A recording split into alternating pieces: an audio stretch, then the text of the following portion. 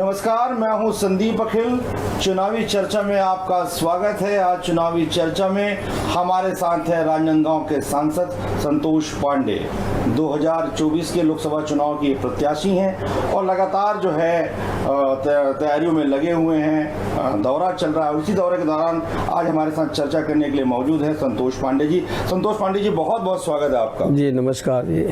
बातों की शुरुआत करते हैं। कहाँ पाते हैं राजनांदगांव लोकसभा को भारतीय जनता पार्टी के लिए और कैसी चल रही है आपकी तैयारी?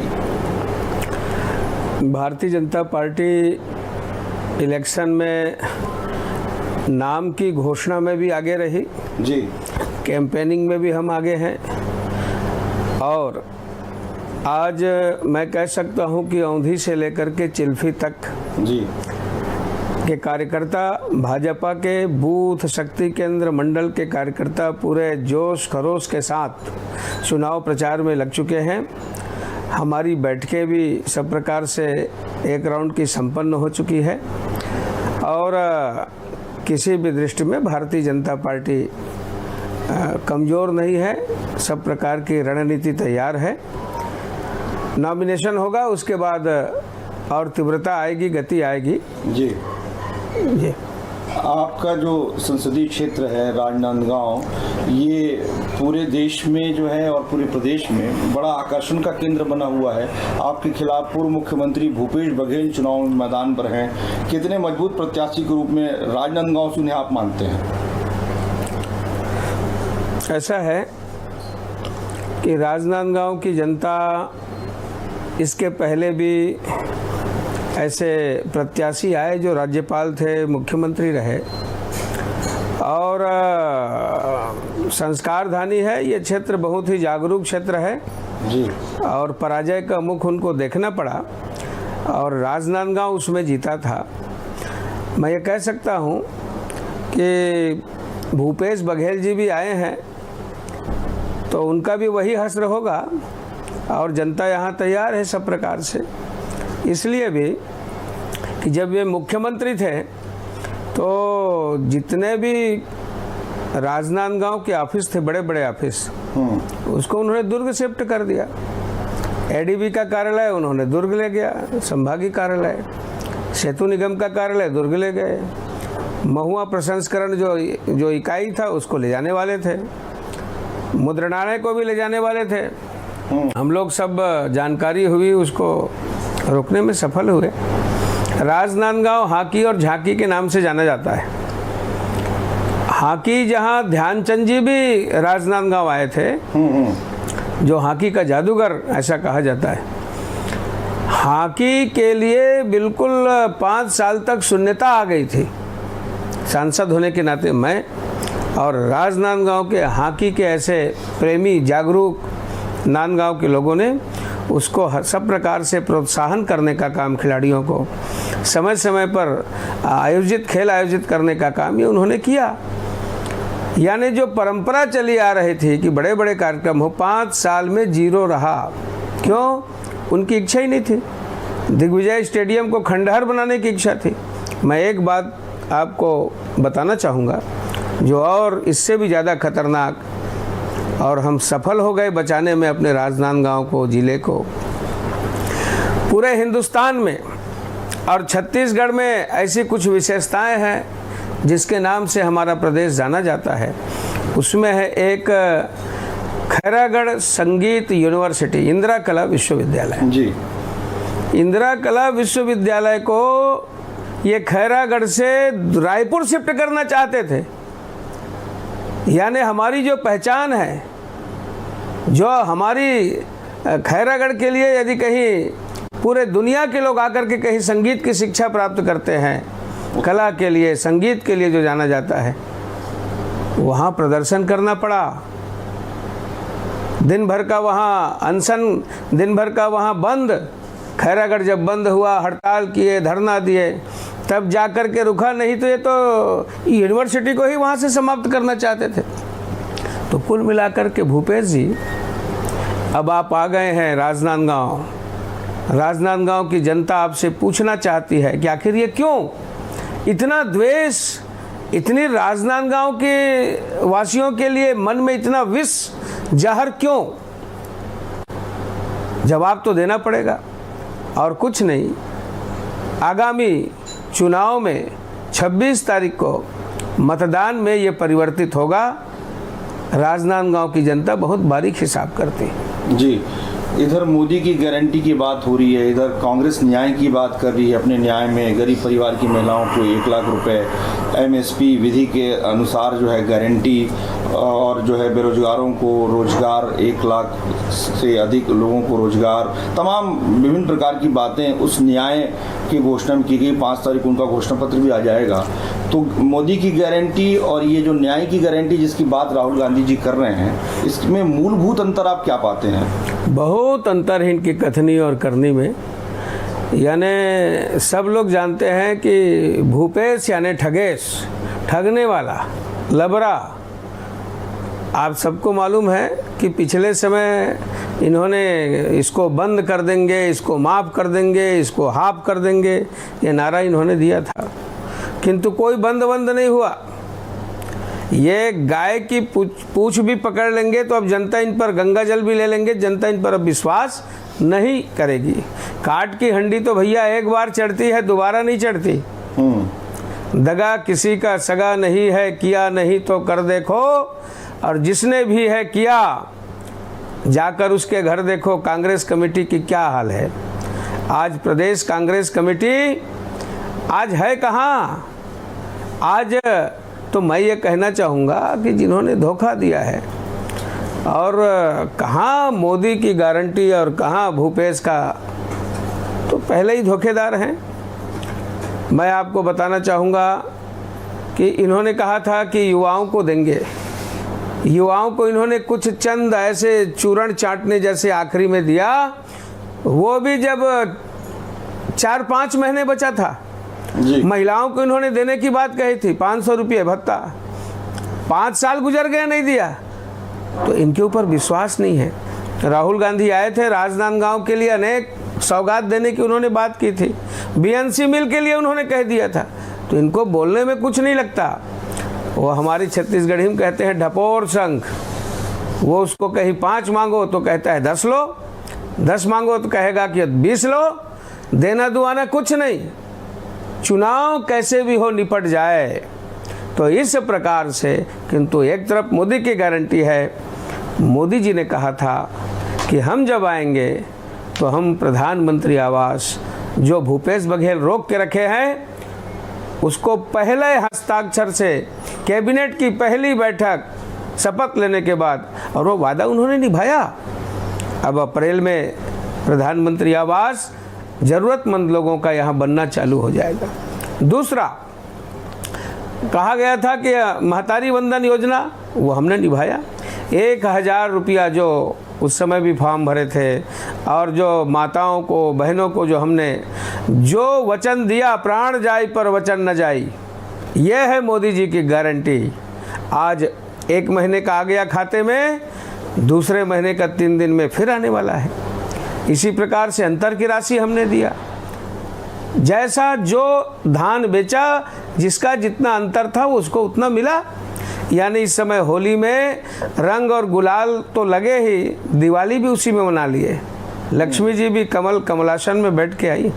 जी, भूपेश बघेल जी कह रहे हैं कि विभिन्न प्रकार की योजनाएं जो उन्होंने चालू की थी, जो किसानों के हित में थी, युवाओं के हित में थी, वो सब योजनाएं जो है जैसे भारतीय जनता पार्टी की सरकार आई उसे बंद कर दिया। सोशल मीडिया के माध्यम से वो उसे पोस्ट भी कर रहे हैं कि 7 रुपये प्रति व्यक्ति किलो जो है देने की बात थी। राशन कार्ड की फोटो जो है वो शेयर कर रहे हैं। इस पर आप क्या कहेंगे? इसमें कहीं कोई दम नहीं है।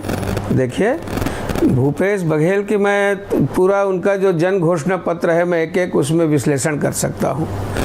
कहीं कोई दम नहीं है, फालतू की बातें हैं।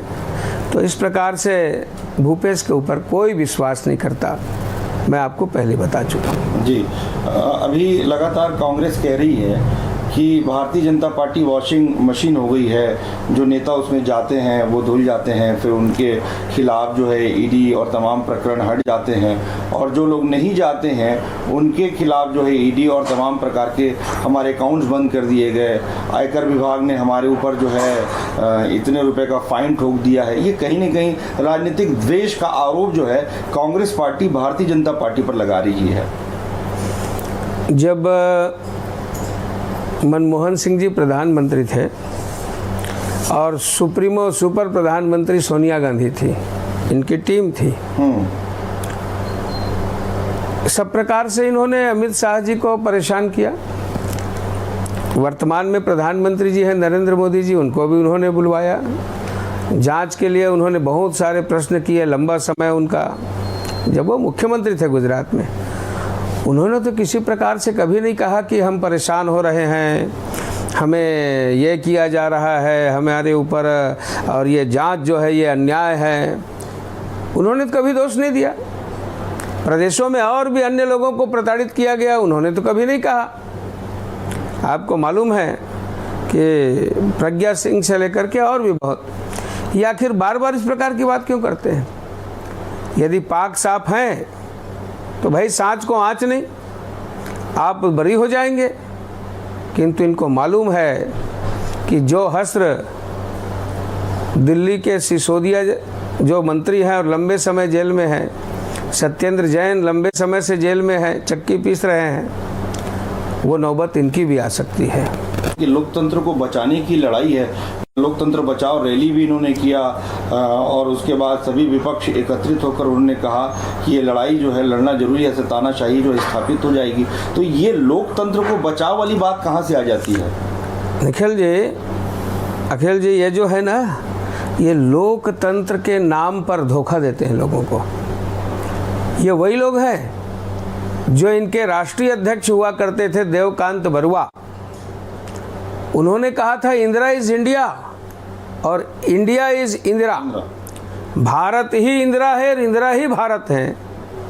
जो चमचागिरी यहाँ तक जा कर के कर सकते हैं, जिनका नैतिक स्तर यहाँ तक गिर सकता है कि एक व्यक्ति की कल्पना इस राष्ट्र के साथ जो करते हैं, ये बौद्धिक दिवालियापन नहीं तो और क्या है। आपातकाल के समय मैं पूछता हूँ, लोकतंत्र की हत्या तो इन्होंने एक बार नहीं कई बार की। जब आपातकाल लगा तो प्रेस के ऊपर इन्होंने ताला लगा दिए कि प्रेस बोलना बंद कर दे, प्रेस की लाइन काट दिए, प्रेस के सारे प्रकार के, ये कहूँ कि मैं जो घात करना चाहिए वो उन्होंने उस प्रेस के ऊपर चोट पहुँचाए। प्रेस वाले बहुत अच्छे से जानते हैं। इसके अलावा जब सिखों का नरसंहार हुआ उस समय क्या है, लोकतंत्र बचाने निकले थे इनके जगदीश टाइटलर और इनके, जिसमें कमलनाथ भी शामिल है और बहुत सारे नेता हैं उसमें।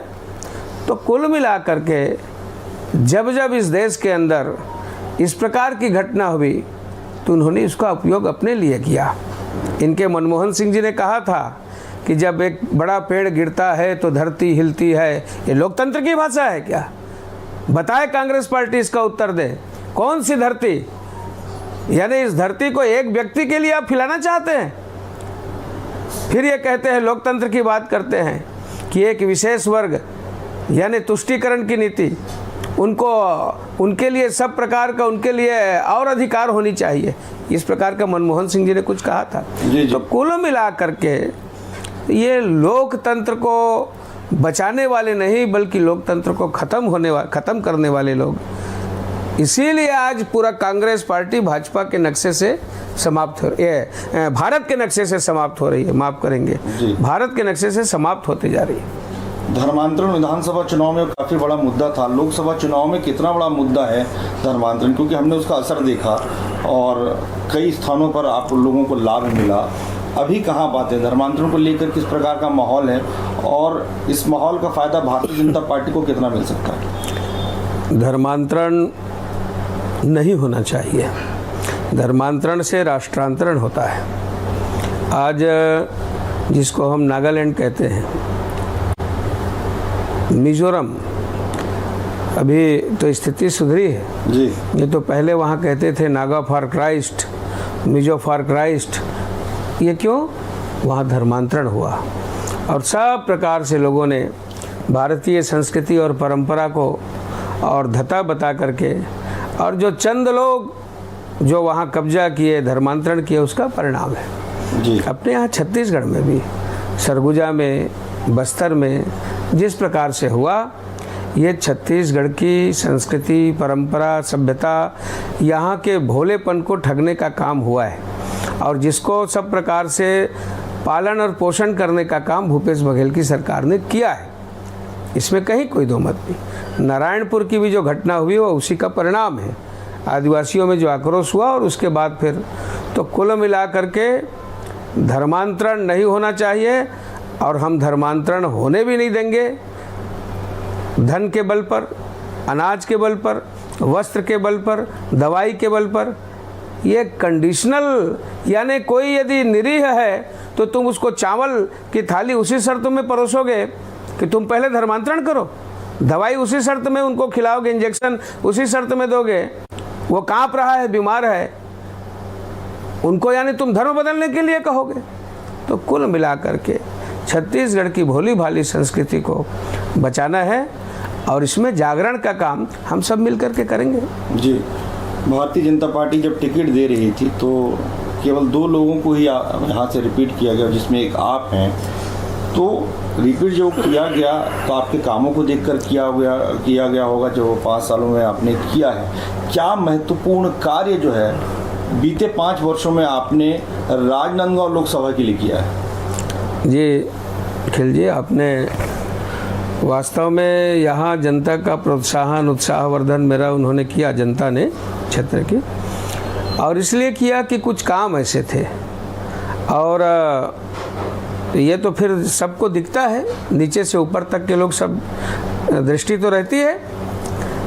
मैं आपको बताऊं कि मैं सौभाग्यशाली हूं, मेरे क्षेत्र में बहुत काम हुए, और मैंने जो माननीय प्रधानमंत्री जी से और चर्चा में, या गडकरी जी से, पीयूष गोयल जी से, हर्षवर्धन जी से, मैं अपने जितने भी, प्रहलाद पटेल थे उस समय, जिनसे भी मैंने मांगा उन्होंने दिया, और मैं सफल रहा। अभी 945 करोड़ का सोलर पार्क मेरे क्षेत्र में लगा। अब जो विद्युत पैदा हो रहा है उस बिजली को हम रेलवे को दे रहे हैं।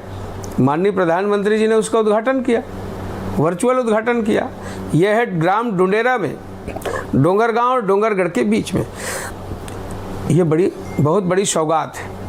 दूसरा, हैदराबाद एक्सप्रेसवे देवादा मेरे क्षेत्र से लेकर के आपको बता दूं, राजनांदगांव होते हुए डोंगरगांव, कुमरदा, ये चौकी से, और ये होकर के सीधे निकलेगी हैदराबाद के लिए। अब जब हैदराबाद जाएंगे यहाँ के लोग, शानदार चमचमाती सड़क, एजुकेशन, शिक्षा के क्षेत्र में, हेल्थ के सेक्टर में, यानी हमको सहयोग मिलेगा हैदराबाद से, और हम सब प्रकार से सुलभ तरीके से वहाँ पहुँच सकेंगे।